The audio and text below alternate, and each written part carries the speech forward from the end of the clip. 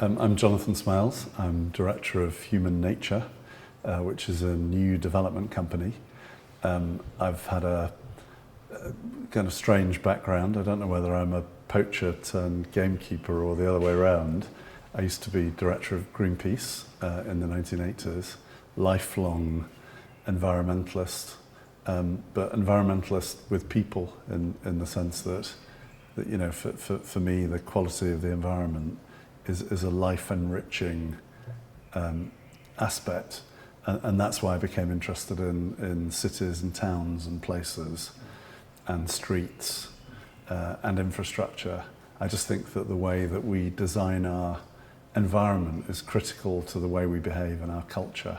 So let's design a really beautiful living environment for human beings that's in harmony with nature, hence the name human+nature.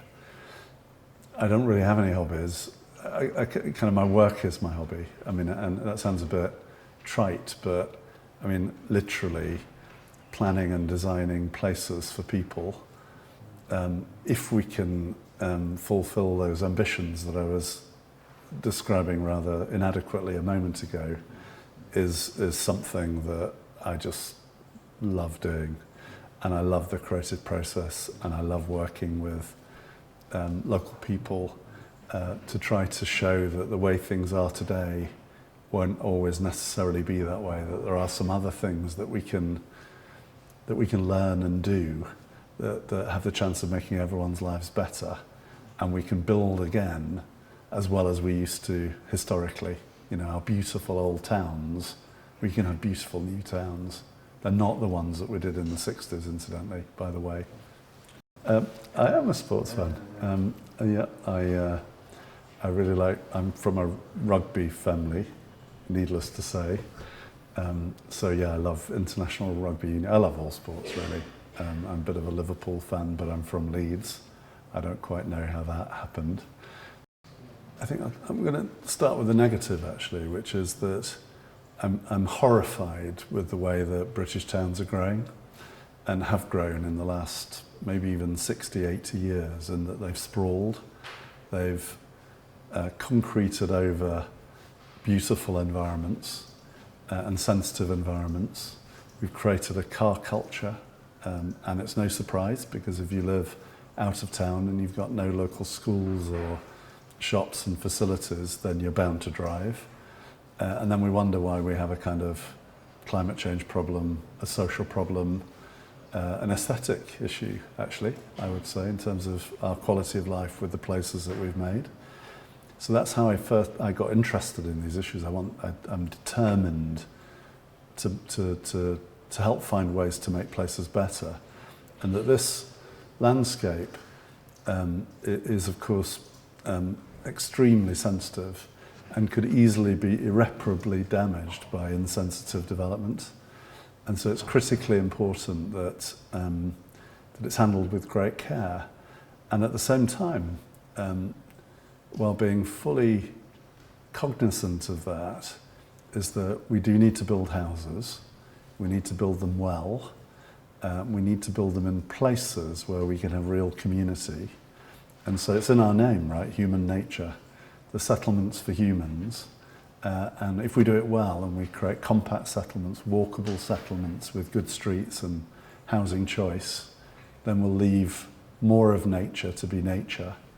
And actually, if we get it right in the Gomm Valley, you've just got this wonderful opportunity for people to live next to a new ecological park and open that landscape up for people, improve habitats, improve biodiversity, and create a new generation, effectively, of environmentally and people-sensitive development. I've never seen an opportunity that's, in a way, more right for that idea than this. So that's what excites me about it. And you know, Wycombe's a nice town. It's in a great area. It's got proximity to other places that are attractive to people. It just deserves something better, and obviously I think that we're excited about trying to make that happen. I think the vision is pretty clear in my mind. and we have to go and listen to a whole range of other people to see what vision they have. But we come at these things as experienced urbanists and planners and designers. We have an amazing team here. It's a bespoke team that we've put together just for this project. So we've handpicked the architects and the landscape architects and the ecologists and the sustainable transport people just for this valley, for this project.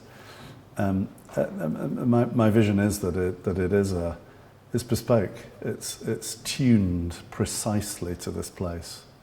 Therefore, it has a character that kind of comes of this, almost the geology, certainly the wider environment, that relates to some of the better historic forms and quality of materials in buildings that you see in Chiltern Valleys and in Buckinghamshire more widely.